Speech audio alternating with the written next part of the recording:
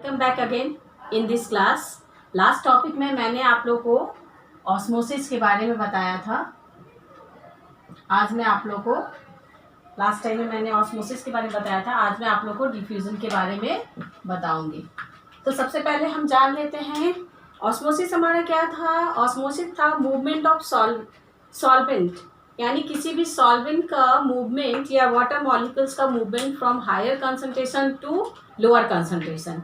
But in the case of diffusion क्या होता है? सिंपली डिफाइन मूवमेंट या ट्रांसपोर्ट, मूवमेंट और ट्रांसपोर्ट ऑफ मॉलिक्यूल्स। ये molecules means solute particles, means mainly solute particles from या along concentration gradient without any carrier proteins और ट्रांसपोर्टेंट protein या membrane protein, means membrane protein भी कह सकते हैं हम इसको। यानी बिना मेम्ब्रेन प्रोटीन का हमारा सॉलिड पार्टिकल्स का जो मूवमेंट हो रहा है, कहाँ से? Higher concentration level toward lower concentration. तो ये सॉलिड पार्टिकल्स हमारा कुछ भी हो सकता है। सॉलिड पार्टिकल्स में भी गैसियस मीडियम कुछ भी हो सकता है, गैसियस मीडियम हो सकता है, आपका लिक्विड हो सकता है, अदरवाइज सॉलिड कुछ भी मीडियम हमारा हो सकता है। ओके, दूसरा हम इसको क्या कह सकते हैं कि from higher along concentration gradient हो रहा है, means higher to lower concentration, means it is simply you can say, आप कह सकते हैं कि it is a type of passive transport, क्योंकि पैसिव ट्रांसपोर्ट में हमारा क्या होता है? Higher concentration level to lower concentration level. और in case of passive transport no need, हमको क्या है? कोई भी no need of energy consumption, energy की कोई नीड नहीं है यहाँ पे। यानी पैसिव ट्रांसपोर्ट होने की वजह से क्या है? यहाँ पे कोई भी एनर्जी की नीड नहीं है। ओके, उसके बाद आप इसको क्या बता सकते हैं? जिस तरह ऑस्मोसिस में मैंने बताया था कि सेमी परमिएबल मेम्ब्रेन का वहाँ पे होना मस्ट है, तो यहाँ पे सेमी परमिएबल मेम्ब्रेन का होना यानी नो नीड, मतलब सेमी परमिएबल मेम्ब्रेन का होना ज़रूरी नहीं है। ओके, तो ये हमारा क्या है? यानी मूवमेंट और transport of molecules, ion, substance या solid particles along concentration gradient without any carrier protein. Carrier protein इसके लिए ज़रूरत नहीं होती है। कैरियर प्रोटीन क्या है? एक तरह का मेम्ब्रेन प्रोटीन है। जब नेक्स्ट आपको जो भी क्लास पढ़ाएंगे उसमें मैं बताऊंगी। तो हायर कंसंट्रेशन से लोअर कंसंट्रेशन। ओके, और लास्टली आप क्या कह सकते हैं कि हमें यहाँ पे पैसिव ट्रांसपोर्ट हुआ, यानी पैसिव ट्रांसपोर्ट का ये एग्जाम आपका एक पार्ट है। कोई एनर्जी की नीड नहीं है, सेमी परमिएबल मेम्ब्रेन का होना यहाँ पे बहुत ही मस्त नहीं है। लेकिन किसी भी डिफ्यूजन के लिए हमें कुछ बातों का ध्यान जरूरी है, क्योंकि रेट ऑफ डिफ्यूजन हमेशा क्या होता है? हमारा डिपेंड करता है साइज पे, मीन्स साइज। उसके बाद आपके लिपिड सॉल्युबिलिटी, लिपिड के सॉल्युबिलिटी पे, और कंसंट्रेशन पे, कंसंट्रेशन ग्रेडियंट पे, कंसंट्रेशन ग्रेडियंट। साइज, जितना स्मॉल साइज होगा, यानी smaller particles, smaller solute particles जो भी है हमारा, वो क्या है? सॉल्यूट पार्टिकल्स या स्मॉल पार्टिकल्स या स्मॉल मॉलिक्यूल्स, कुछ भी लिख सकते हैं। मॉलिक्यूल्स कैन डिफ्यूज फास्ट, यानी जितना स्मॉल पार्टिकल्स होगा वो जल्दी डिफ्यूज होगा। ठीक है, इसका एग्जांपल भी हम देख सकते हैं। जैसे देखिए, मान लीजिए हम लेते हैं, यहाँ देखिए हमारे पास मीडियम है, ठीक है, और ये आप A एंड B। ओके, तो सम यहाँ देख सकते हैं हम, देखिए it may be large particles, मान लीजिए लार्ज पार्टिकल्स हैं, ठीक है, और ये स्मॉल पार्टिकल्स हैं। तो हमारा डिफ्यूजन इधर होना है, तो स्मॉल पार्टिकल्स हमारा इजीली डिफ्यूज हो जाएगा टिल, इसमें भी सेम केस है, स्मॉल पार्टिकल्स या डिफ्यूजन जो हो रहा है कब तक हो रहा है, टिल इक्विलिब्रियम, टिल इक्विलिब्रियम, जब तक इक्विलिब्रियम की कंडीशन ना आ जाए।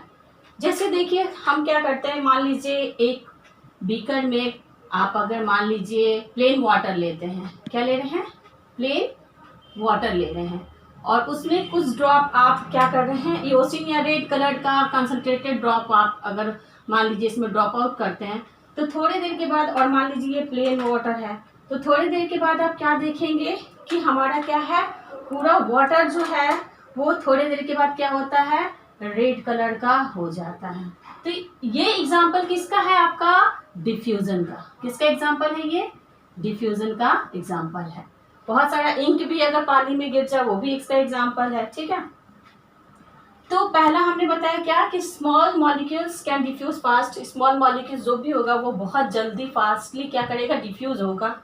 दूसरा हमने बताया आपको कि क्या हो रहा है, ये हायर कंसंट्रेशन, ये हमारा क्या हाई कंसंट्रेशन है और यहाँ पे लो कंसंट्रेशन है वाटर में, क्योंकि सॉलिड पार्टिकल्स को मूव करना है। तो इस कंडीशन में क्या हो रहा है हमारा, मतलब अगर concentration gradient means concentration gradient बहुत ही हाई से लो की तरफ आए तो हमारा क्या है, डिफ्यूजन का रेट क्या होगा, वो भी इंक्रीज करेगा, यानी रेट ऑफ डिफ्यूजन क्या होगा, आपका फास्ट होगा।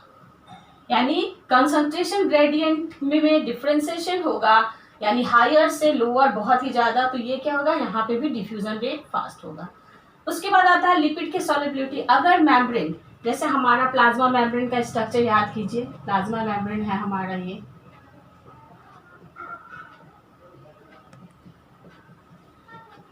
प्लाज्मा मेम्ब्रेन का ये हमारा स्ट्रक्चर है, और यहाँ से हमारा मान लीजिए कोई सॉलिड पार्टिकल्स को आना है तो ये डायरेक्ट हमारा क्या करेगा, मेम्ब्रेन के थ्रू आपका ये डायरेक्ट आएगा।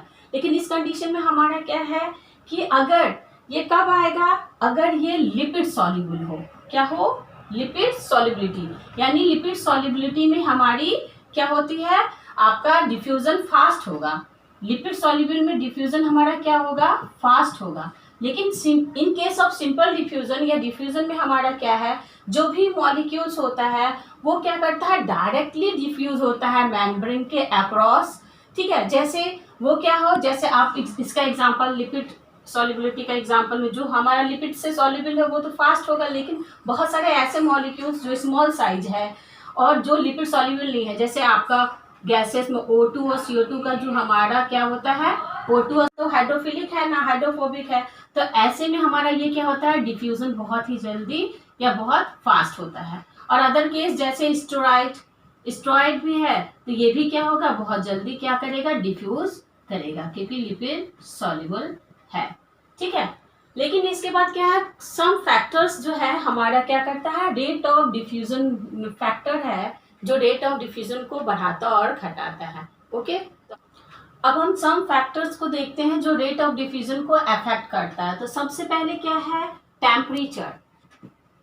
टेम्परेचर के बारे में क्या कॉन्सेप्ट है कि अगर हमारा टेम्परेचर इंक्रीज करेगा, यानी इंक्रीज, अगर टेम्परेचर हमारा इंक्रीज करेगा तो हमारा रेट ऑफ डिफ्यूजन जो है वो क्या होगा, रेट ऑफ डिफ्यूजन इंक्रीज करेगा, डिफ्यूजन इंक्रीज या मोर फास्टर, कुछ भी कह सकते हैं, मोर फास्ट या इंक्रीज करेगा। यानी जब हम टेम्परेचर को इंक्रीज करेंगे तो हमारा रेट ऑफ जो डिफ्यूजन है वो क्या होगा, इंक्रीज होगा। After that another factor is called, हमारा अनदर फैक्टर जो है जो रेट ऑफ डिफ्यूजन को अफेक्ट करता है वो है डेंसिटी। डेंसिटी के बारे में ग्राम्स ने पहले ही बताए हैं कि हमारा डेंसिटी जो है यानी rate of diffusion inversely proportional to square root of density of any medium, जहाँ पे हमारा क्या है, डी क्या है, रेट ऑफ डिफ्यूजन है, रेट ऑफ डिफ्यूजन है, और स्मॉल डी मतलब कैपिटल डी क्या है, रेट ऑफ डिफ्यूजन, और स्मॉल डी क्या है आपका density of media, density of medium. ये मीडियम हमारा क्या हो सकता है, कोई भी चीज जैसे सॉलिड, लिक्विड और गैस, गैसेस या गैस जो भी। तो हमारा क्या है, ग्राम्स ने बताया था क्या कि डेंसिटी रेट ऑफ डिफ्यूजन जो है किस पर डिपेंड करता है, इन्वर्सली प्रोपोर्शनल होता है स्क्वायर ऑफ डेंसिटी, और ये डिपेंड करता है हमारे मीडियम पे। यानी सॉलिड में क्या होता है, हमारा जो रेट ऑफ डिफ्यूजन है वो सबसे, क्योंकि सॉलिड में क्या होता है मॉलिक्यूल्स ज़्यादा डेंस है, ज़्यादा पास है, तो यहाँ पे रेट ऑफ डिफ्यूजन क्या होगा in comparison to this medium क्या होगा, लो होगा या ना के बराबर होगा। ठीक है। इन द केस ऑफ लिक्विड ये क्या होगा, फास्टर देन सॉलिड, सॉलिड से थोड़ा फास्ट होगा। ठीक है, थोड़ा फास्ट होगा सॉफ्ट। और इन the case of gases, gases में क्या हो मॉलिक्यूल्स और दूर दूर होते हैं मीडियम, तो यहाँ क्या होगा वेरी फास्ट। यानी सबसे ज्यादा हमारा अकॉर्डिंग टू मीडियम के हिसाब से किस मीडियम में है या किस मीडियम में है हमारा सॉलिड या लिक्विड या गैसेस स्टेट या किस स्टेट में है, क्योंकि हमारा क्या है डिफ्यूजन क्या है, मूवमेंट ऑफ सॉलिड पार्टिकल्स, और ऑस्मोसिस में क्या था, मूवमेंट ऑफ सॉल्वेंट पार्टिकल्स। तो सॉलिड पार्टिकल्स का मूवमेंट, अदरवाइज वो सॉलिड हो लिक्विड हो गैस, तो गैसेस स्टेज में क्या है हमारा वेरी फास्ट डिफ्यूजन रेट बढ़ेगा। ओके। थर्ड हमारा डिपेंड करता है कॉन्सेंट्रेशन पे, यानी मतलब ग्रेडियंट, पहले भी बता चुके हैं ग्रेडियंट कंसंट्रेशन, यानी कंसंट्रेशन ग्रेडियंट बोलिए या ग्रेडियंट ऑफ, या फिर आपका कंसंट्रेशन ग्रेडियंट। यानी कंसंट्रेशन ग्रेडियंट यानी अगर हमारा कंसंट्रेशन बहुत ही हाई है, ठीक है, तो हमारा रेट ऑफ डिफ्यूजन क्या होगा, ये फास्ट होगा। क्या होगा, फास्ट। रेट ऑफ डिफ्यूजन क्या होगा, फास्ट। ठीक है। और अगर कंसंट्रेशन हमारा मतलब जैसे देखिए, अगर मान लीजिए 1000 से हमें कंसंट्रेशन से हमको आपका 100 तक लाना है, तो यहाँ पे की रेट ऑफ डिफ्यूजन क्या होगा, बहुत, इन दोनों मीडियम में रेट ऑफ डिफ्यूजन क्या होगा, बहुत फास्ट होगा। लेकिन अगर मान लीजिए 60 है और यहाँ पे 40 है, तो यहाँ पे रेट ऑफ डिफ्यूजन क्योंकि यहाँ पे देखिए हायर कंसंट्रेशन से हमारा लोअर कंसंट्रेशन के बीच में काफी क्या है आपका बहुत ही ज्यादा डिफरेंस है, इसलिए यहाँ पे रेट ऑफ डिफ्यूजन क्या होगा, ज्यादा होगा, मच ज्यादा होगा या फास्ट होगा।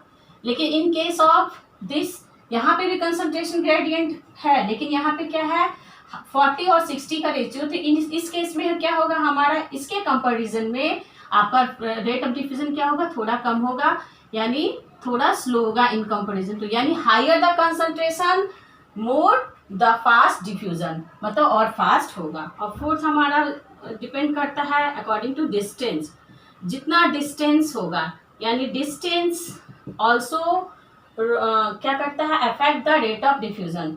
मोर डिस्टेंस, अगर ज्यादा डिस्टेंस है, मोर distance means slow the rate of diffusion, ठीक है। यानी मोर डिस्टेंस मीन्स क्या हुआ आपका, स्लो द रेट। अगर हमारा कोई मान लीजिए बाहर कोई दूसरे कमरे में परफ्यूम लगाया है, तो वहां पे अगर इस कमरे में हमारा क्या होगा, वो बहुत ही डिस्टेंस की वजह से क्या होगा, बहुत ही ज्यादा स्मेल नहीं आएगा उसके परफ्यूम का। लेकिन अचानक वो कमरे में आ जा रहा और हमारे पास आ जा रहा, तो इस कमरे में फिर वो क्या होगा, परफ्यूम का स्मेल पूरे कमरे में चारों तरफ फैल जाएगा, क्योंकि मीडियम हमारा क्या हो गया, एक तो डिस्टेंस भी हमारा कम हो गया। तो डिस्टेंस कम होने से क्या हो गया, रेट ऑफ जो हमारा हो गया, यानी अगर लेस डिस्टेंस हुआ तो हमारा क्या हो गया, आपका लेस डिस्टेंस की वजह से क्या हुआ, रेट हमारा क्या हो गया, फास्ट हो गया, जल्दी डिफ्यूज होगा। और साथ ही साथ अगर वो हम अचानक से कमरे में आ गया, तो उसका कंसंट्रेशन, उसके बॉडी परफ्यूम का कंसंट्रेशन बहुत ज़्यादा है और प्लेन एयर में हवा में कुछ भी नहीं है, तो वहाँ पे क्या होगा, ये हमारा concentration higher to lower gradient की तरफ आएगा, जिसकी वजह से क्या होगा, हमारा आपका कंसंट्रेशन लेवल इक्वल होने टिल इक्विलिब्रियम तक होते होते, तो इस कंडीशन में क्या होगा, यहाँ पे फास्टर हो जाएगा। तो ये सम फैक्टर्स हैं जो क्या कर रहा है, टेम्परेचर, डेंसिटी, ग्रेडियंट और डिस्टेंस जो है कुछ फैक्टर हैं जो क्या कर रहा है, रेट ऑफ डिफ्यूजन को बढ़ा रहा और घटा रहा। तो टेम्परेचर में हमारा क्या होता है, टेम्परेचर में एक चीज ध्यान रखना है कि टेम्परेचर में क्यों हम बोलते हैं, जब हम खाना जैसे गर्म गर्म खाना किचन में बनाते हैं और उसके मसाले को भूनते हैं तो देखिए उसका बहुत ही तेज स्मेल आता है। क्यों? क्योंकि वहाँ पे क्या होता है, गर्म की वजह से वो क्या होता है, हीट एनर्जी से वो किस में चेंज हो जाता है, हीट एनर्जी हमारा किस में चेंज हो जाता है, काइनेटिक एनर्जी में, काइनेटिक एनर्जी में चेंज हो जाता है। और जिसकी वजह से क्या होता है, हमारा वो स्मेल बहुत ही ज़्यादा आता है खाने का। लेकिन अगर यही टेम्परेचर हमारा कम हो और सब्जी बन जाए और थोड़े 1-2 घंटे बाद छोड़िए तो देखिए वो स्मेल उसमें से नहीं आता है। तो यही है कि अगर टेम्परेचर इंक्रीज होगा तो रेट ऑफ डिफ्यूजन जो है हमारा बहुत ही फास्टली होता है, क्योंकि हीट एनर्जी किस में चेंज हो जा रहा है, काइनेटिक एनर्जी में। तो ये भी बहुत इंपॉर्टेंट चीज है। ठीक, इसके बाद डिफ्यूजन यानी मेनली जब अगर आप ऑस्मोसिस और डिफ्यूजन को कंपेयर करेंगे तो ऑस्मोसिस में हमारा क्या था, ऑस्मोसिस में मेनली हमारा क्या था कि ऑस्मोसिस में हमारा क्या था कि हम वहाँ पे क्या कर रहे हैं, मूवमेंट किसका करा रहे हैं, सॉल्वेंट पार्टिकल्स का, सॉल्वेंट। और यहाँ पे किसका डिफ्यूजन हो रहा है, सॉल्यूट पार्टिकल्स, सॉल्यूट मॉलिक्यूल्स। यहाँ पे क्या है, ये भी पैसिव है और यहाँ पे ये भी पैसिव है। यहाँ भी नो नीड एनर्जी, कोई नीड नहीं है एनर्जी की, पैसिव होने की वजह से यहाँ भी नीड नहीं है। ठीक है, तो मेन डिफरेंस हमारा क्या है, आपका सॉल्वेंट। यहाँ पे क्या है, परमिएबिलिटी जरूरी है, यहाँ पे प्लाज्मा मेम्ब्रेन के लिए सेमी परमिएबिलिटी जरूरी नहीं है, ये डायरेक्ट डिफ्यूज करता है। तो इस तरह बहुत सारे एग्जाम्पल है डिफ्यूजन का, जैसे फेरोमेंस है, बहुत सारे इंसेक्ट्स हैं तो क्या करते हैं, अपोजिट सेक्स को अट्रैक्ट करने के लिए क्या करते हैं, एयर में अपने फेरोमोन्स उनके रिलीज होते हैं और जिससे क्या होता है, उनके स्पीसीज स्पेसिफिक जो है उसको क्या करते हैं, उस स्मेल को कैच करके वो क्या करते हैं, उनसे अट्रैक्ट होते हैं और अपने पास एग्रीगेट होते हैं या अपने पास आते हैं। तो इस तरह गैसियस एक्सचेंज जो हमारा रेस्पिरेटरी गैसियस एक्सचेंज है, चाहे वो आपका एक्सटर्नल हो चाहे इंटरनल सेलुलर लेवल, ये भी हमारा किसका एग्जांपल है, डिफ्यूजन का। बहुत सारा ट्रांसपिरेशन भी किसका एग्जांपल है, डिफ्यूजन का। तो इस तरह हमारा बहुत सारा एग्जांपल है। तो ये हमारा डिफ्यूजन कंप्लीट हो गया। नेक्स्ट क्लास में जब भी मैं आपको बताऊंगी तो आपको डिफ्यूजन के बाद मैं आपको क्या पढ़ाऊंगी, फैसिलिटेटेड डिफ्यूजन। ठीक है, ओके। यानी ये क्या हुआ, मेनली हम क्या कहेंगे कि डिफ्यूजन हमारा क्या है, आपका नॉन डिफ्यूजन क्या है, मूवमेंट ऑफ मेटाबोलाइट या मॉलिक्यूल्स या आयंस या सब्सटेंस जो भी है हमारा फ्रॉम या along concentration gradient without any requirement of carrier protein and no energy is required in this process. Okay, bye till